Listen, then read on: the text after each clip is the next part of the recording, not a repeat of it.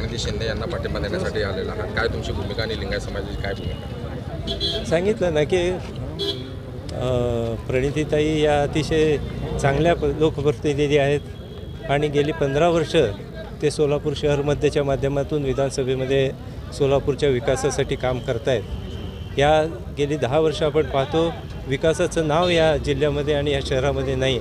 अशा परिस्थितीमध्ये या ठिकाणी आपण पाहतो की फक्त एक द्वेषभावना ठेवून जे काही संस्था चालल्यात त्या संस्थेमध्ये कसे पायात पाय घालायचं.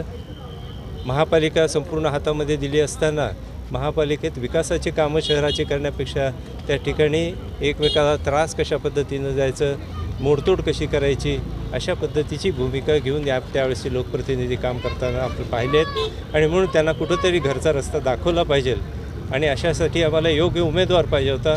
प्रणितीताईंच्या माध्यमातून काँग्रेसने एक चांगला उमेदवार दिलेला आहे आणि आम्ही म्हणून सर्व साखर कारखान्याचे जे सभासद शेतकरी आहेत, कामगार आहेत आणि मोठ्या संख्येने आमचे हितचिंतक या सोलापूर लोकसभेच्या मतदारसंघात, म्हणजे जो सोलापूरचा लोकसभा मतदारसंघ आहे तो कारखान्याचं पूर्ण कार्यक्षेत्र आहे. त्यामुळे या ठिकाणचे सभासद, बिगर सभासद सर्व शेतकरी वर्ग प्रणितीताईंच्या मागं खंबीरपणे उभारले. पाडण्यासाठी भाजपच्या कोणत्या मुख्य नेत्याचा हात होता किंवा पाठिंबा होता? नाही, ह्या प्रश्नापेक्षा आपल्याला सगळ्यांना माहीत आहे की स्वतः फडणवीस या ठिकाणी याच कॅम्पसमध्ये येऊन त्यांनी सांगितलं होतं की हे 4 दिवसात तुम्हाला चांगली गोड बातमी मिळेल. म्हणजे आपण त्यातनं ओळखून घ्या की कोणी हे कशा पद्धतीने केलेलं आहे. 2017 साली ज्यावेळेस राजेंद्र भोसले कलेक्टर होते त्यावेळेस मुख्यमंत्री देवेंद्र फडणवीस होते, त्यावेळेस देखील पाडण्याचा कार्य सुरू असताना देवेंद्र फडणवीसनी थांबवलं होतं. नाही, प्रत्येक वेळेस पाडण्याचा प्रयत्न केला आम्ही. त्या ठिकाणी वेळोवेळी जाऊन त्यांना पटवून देण्याचा प्रयत्न केला आणि त्यामध्ये जेव्हा जेव्हा त्यांनी आडकाठी घेतली तेव्हा आम्ही हायकोर्ट आणि सुप्रीम कोर्टमधून स्टे घेतलेला होता. वास्तविक पाहता कुठल्याही कोर्टाची ऑर्डर नाही, एक दिशाभूल केली जाते की कोर्टाने पाडा म्हणून सांगितलं होतं. कोणीही कोर्टाची ऑर्डर कुठली आजही कोणी मला कोर्टाची ऑर्डर दाखवावी, मी माझे शब्द मागं घ्यायला तयार आहे.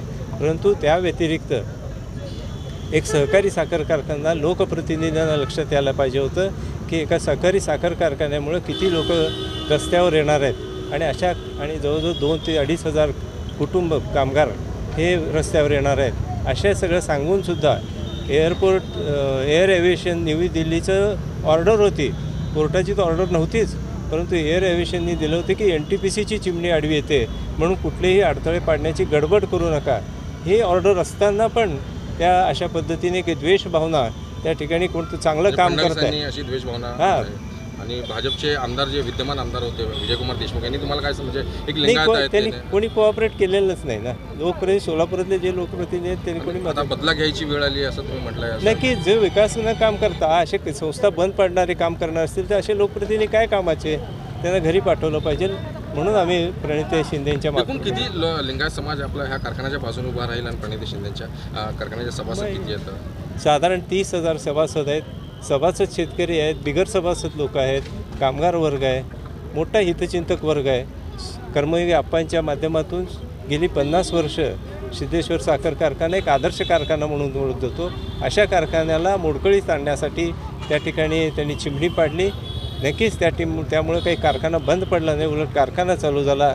पण विमानतळ अजूनही त्यांना चालू करता आलं नाही. हे खरं त्या मागचं हे आहे. 11 नंबरला भाजप लिंगायत समाजामध्ये हिंदुत्वाचं कार्ड खेळणार आहे, तर त्याच्यावर कशी तुमची प्रतिक्रिया? मला वाटत नाही कुठल्या समाजावरती, एका समाजावरती काही होईल असं वाटत नाही मला. कारण सर्व लोक हे सगळं चित्र बघत आहेत, कोण लोकप्रतिनिधी कसं काम करतं आहे हेही बघत आहेत. आणि त्यामुळं एक समाज कोणाकडे जाईल असं नाही, सगळे समाज सगळ्याकडं एक मतं असणारी लोक आहेत. परंतु मेजॉरिटी लोक विकासाच्याच मागं लागतील. कशा पद्धतीनं ह्या शहराचा, ह्या जिल्ह्याचा विकास होईल, पाण्याचा प्रश्न कसं सोडला जाईल, महापालिकेच्या मधून शहरातला विकास, स्मार्ट सिटी म्हणाले, स्मार्ट सिटीचा सगळा पैसा आला, सगळा संपला, परंतु स्मार्ट सिटी काही होऊ शकली नाही.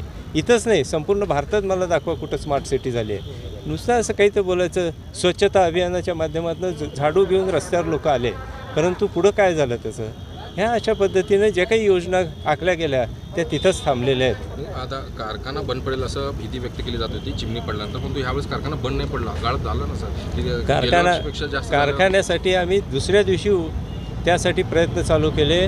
त्या ठिकाणी आमचे जे कन्सल्टंट होते त्यांच्या माध्यमात पूर्वी पण चर्चा झाली होती, परंतु वेगवेगळे असे मार्ग अशा पद्धतीने होऊ शकतील असं विचार होता. ते यशस्वी होईल का नाही माहीत नव्हतं. परंतु ज्या दिवशी चिमणी पाडली त्या दिवशी आम्ही कामगारांना हाताशी घेतलं, आमचे कन्सल्टंटना घेतलं आणि काहीतरी पद्धतीनं आपल्याला ते चालू करता येईल का यासाठी आठवडाभर आम्ही त्या ठिकाणी वेगवेगळे प्रयोग करून बघितले. त्या माध्यमातून जुनी जी चिमणी होती त्या चिमणीला लावून चालवण्याचा प्रयत्न केला आणि आम्ही 100% यशस्वी. निवडणुकीस जबर बदला घेणार. नक्की.